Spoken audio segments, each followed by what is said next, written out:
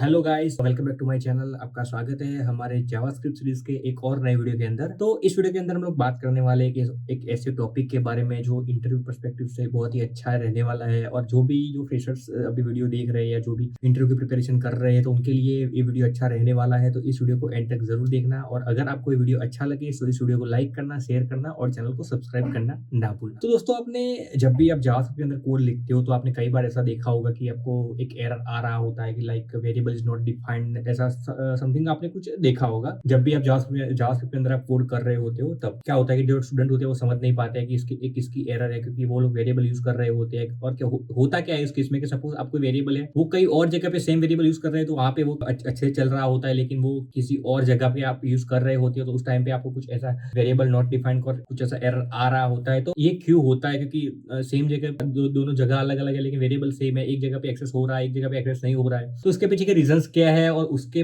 पीछे क्या अंडरस्टैंडिंग है, उसके बारे में हम लोग बात करने वाले हैं इस वीडियो के अंदर। तो जी हाँ दोस्तों, इस वीडियो के अंदर हम लोग बात करने वाले हैं कि जावास्क्रिप्ट के अंदर स्कोप क्या होता है और कैसे काम करता है, कितनी टाइप्स के स्कोप होते हैं, इसके बारे में हम लोग बात करेंगे। तो इस वीडियो को एंड तक जरूर देखना। तो चलिए शुरू करते हैं वीडियो। तो देखो, आप यहाँ पे देख रहे हो कि सबसे पहले बात करते हैं कि जावास्क्रिप्ट के अंदर स्कोप क्या होता है। तो स्कोप का मतलब क्या होता है कि where where can I use a variable. Suppose आपने कोई वेरिएबल बनाया है, तो उस वेरिएबल को आप कहाँ पे यूज कर सकते हो, और जहाँ पे भी वो वेरिएबल को हम यूज करते हैं, जहाँ पे वो वेरिएबल को एक्सेस करते हैं, उसको कहा जाता है कि उस वेरिएबल का स्कोप कहा जाता है। और एक सिंपल भाषा में मैं समझाऊं कि यार स्कोप क्या होता है। Scope decide where variable is visible, means variable जो होता है वो कहाँ पे विजिबल है, तो यही डिफाइन करता है scope. Scope decide where variable can be used and think scope like a room in a house. JavaScript के अंदर यहाँ पे तीन तरह के स्कोप होते हैं। एक होता है ग्लोबल स्कोप होता है, एक होता है लोकल स्कोप होता है, और एक होता है ब्लॉक स्कोप होता है। तो आगे इस वीडियो के अंदर हम लोग डिटेल में समझेंगे कि ग्लोबल स्कोप क्या होता है, लोकल स्कोप क्या होता है और ब्लॉक स्कोप क्या होता है। तो सबसे पहले मैं एक सिंपल अंडरस्टैंडिंग आपको देता हूँ कि ग्लोबल स्कोप क्या होता है। कि जब भी आप कोई फंक्शन के बाहर कोई वेरिएबल डिक्लेयर करते हो, और जब वहां पे वेरिएबल को डिक्लेयर करते हो, उसको आप कहीं पे भी यूज कर सकते हो, तो ये हो गया हमारा ग्लोबल स्कोप। फिर बात करते हैं कि लोकल स्कोप क्या होता है। लोकल स्कोप का मतलब क्या होता है कि एज अ फंक्शन स्कोप होता है। सपोज आप कोई फंक्शन के अंदर कोई वेरिएबल को डिफाइन करते हो, आप वहां पे यूज कर रहे होते हो, तो उसको हम लोग फंक्शन स्कोप बोला जाता है। और ब्लॉक स्कोप क्या होता है? ब्लॉक स्कोप क्या होता है कि पर्टिकुलर ब्लॉक के अंदर आप कोई वेरिएबल को यूज करते हो, वहां पे डिक्लेयर करते हो, वहां पे यूज करते हो, तो उसको हम लोग ब्लॉक कहा जाता है। और उसके बाद हम लोग बात करेंगे लेक्सिकल स्कोप क्या होता है। कि जो इनर फंक्शन के वेरिएबल है वो आउटर फंक्शन के वेरिएबल को यूज कर रहा होता है, तो उसको हम लोग लेक्सिकल स्कोप कहा जाता है। तो ये तो बेसिकली एक सिंपल अंडरस्टैंडिंग हो गई, लेकिन इस पे हम लोग बात करेंगे डिटेल्स में विद एग्जांपल के थ्रू। तो चलिए शुरू करते हैं। तो मैं क्या करता हूँ, यहाँ पे आ जाता हूँ मेरी कंप्यूटर स्क्रीन के अंदर। तो यहाँ पे देखो, मैं यहाँ पे आ चुका हूँ मेरे कंप्यूटर स्क्रीन के अंदर, आप यहाँ पे देख रहे हो। तो अभी हम लोग बात करने वाले कि ग्लोबल स्कोप क्या होता है। ग्लोबल स्कोप क्या होता है कि variable declared outside of the function और block in the global scope. तो यहाँ पे क्या होता है कि सपोज एक फंक्शन है, उस फंक्शन के बाहर आपको वेरिएबल को डिक्लेयर करते हो, और उसके बाद क्या करते हो कि उस वेरिएबल की को हम लोग यूज कर रहे होते हैं उस फंक्शन के अंदर, तो इसको ग्लोबल स्कोप कहा जाता है। इसको मैं आपको एग्जांपल के थ्रू समझाता हूँ। सपोज मैं यहाँ पे लिखता हूँ ग्लोबल स्कोप। अब मैं यहाँ पे क्या करता हूँ, suppose let name is equal to, यहाँ पे मैं क्या करता हूँ पाथ।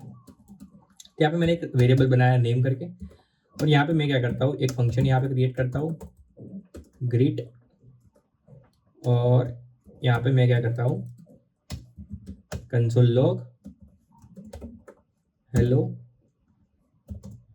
और नेम। और उसके बाद मैं क्या करता हूँ, इस फंक्शन को मैं यहाँ पे कॉल कर देता हूँ।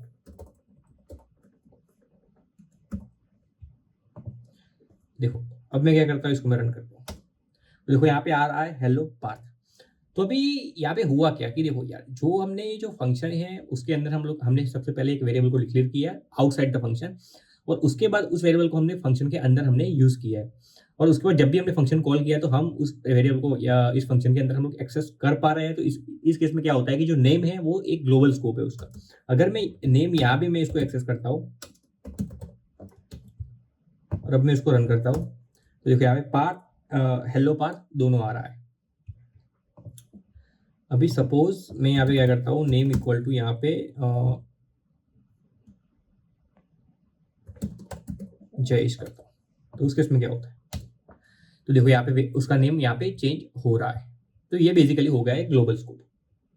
और जब भी आप कोई ग्लोबल स्कोप आप डिफाइन करते हो, तो उस केस में क्या होता है कि आप उसको कहीं पे भी आप एक्सेस कर सकते हो उस फाइल के अंदर।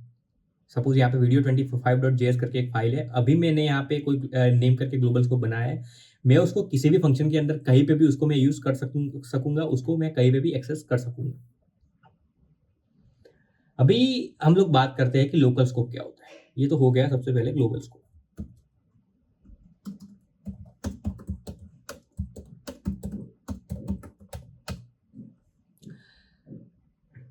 तो लोकल स्कोप का मतलब क्या होता है कि हम लोग क्या करते हैं, वेरिएबल को फंक्शन के अंदर डिफाइन करते हैं and it can be used only inside the function. हम उसको ओनली फंक्शन के अंदर ही हम लोग उसको यूज कर सकेंगे, और फंक्शन के बाहर हम लोग उसको एक्सेस नहीं कर पाएंगे।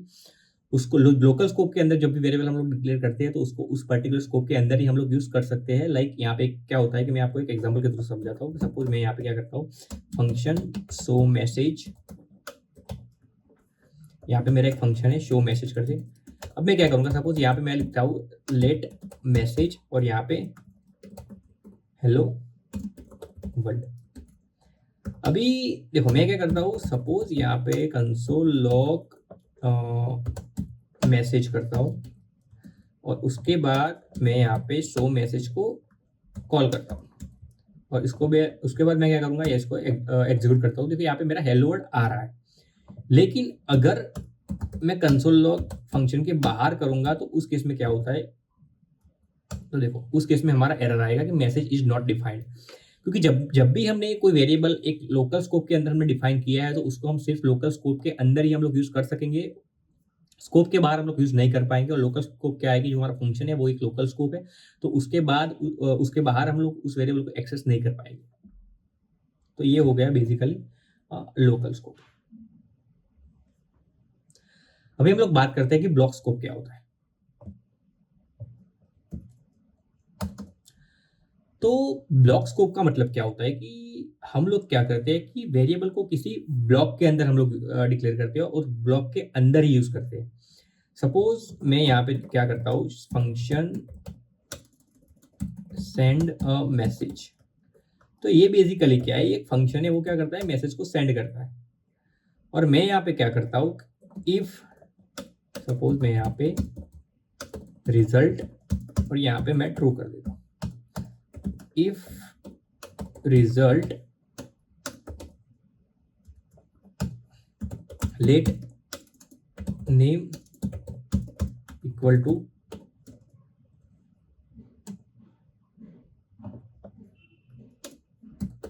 पाथ,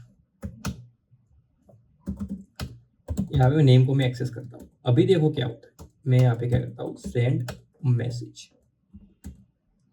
फिर मैं इसको रन करता हूँ। तो देखो यहाँ पे मेरा पाथ आ रहा है, लेकिन अगर ये जो इफ का है वो पर्टिकुलर एक ब्लॉक है और ये जो सेंड मैसेज जो फंक्शन है वो एक लोकल स्कोप है।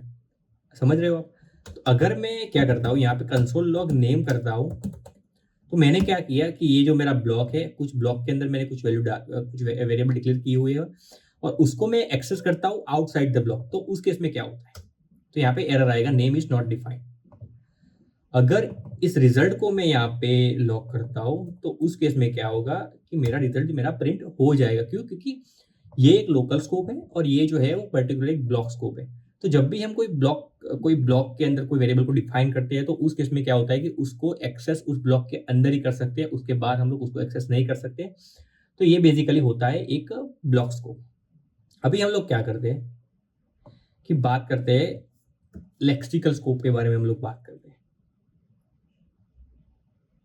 तो लेक्सिकल स्कोप का मतलब क्या होता है कि सपोज कोई फंक्शन है, उस फंक्शन के अंदर हम उसी वेरिएबल को एक्सेस करते हैं, जो उसका पेरेंट जो फंक्शन होता है उसकी वेरिएबल को हम एक्सेस करते हैं। तो उस केस में हम लोग बोलते हैं कि वो एक लेक्सिकल स्कोप है। अभी मैं उसको प्रैक्टिकल करके समझाता हूँ कि सपोज यहाँ पे क्या है, मेरा एक फंक्शन है, सॉरी,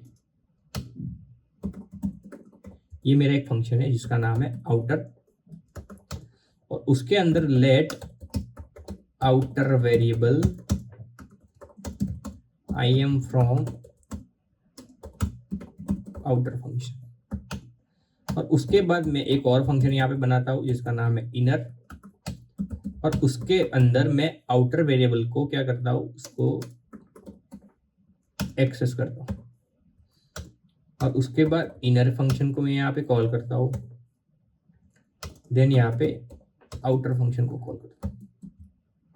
उसके बाद मैं इसको रन करता हूँ, तो देखो यहाँ पे क्या हुआ, आई एम फ्रॉम आउटर फंक्शन, तो ये मेरा प्रिंट हो चुका है। तो ये बेसिकली क्या है कि ये एक लेक्सिकल स्कोप है। उसका मतलब क्या होता है कि scope decide where the code is written and inner function can access the outer function variables and outer function can not access the inner function variable. तो उसका मतलब क्या है कि जब भी हमने कोई वेरिएबल आउटर फंक्शन के अंदर डिक्लेयर किया है तो उसको हम लोग इनर फंक्शन के अंदर यूज कर सकते हैं, लेकिन जब भी अगर हमने कोई इनर फंक्शन के अंदर कुछ वैल्यू डाली, को डिक्लेयर की हुई है, तो उस केस में हम उसको आउटर फंक्शन के अंदर एक्सेस नहीं कर सकते। तो यही बेसिकली होता है लेक्सिकल स्कोप। अभी हम लोग बात करने वाले हैं कि when JavaScript look up a variable, like JavaScript कैसे वेरिएबल को आइडेंटिफाई करता है। तो पहले वो अपने करंट स्कोप के अंदर देखता है, उसके बाद वो अपने पेरेंट स्कोप के अंदर जाता है।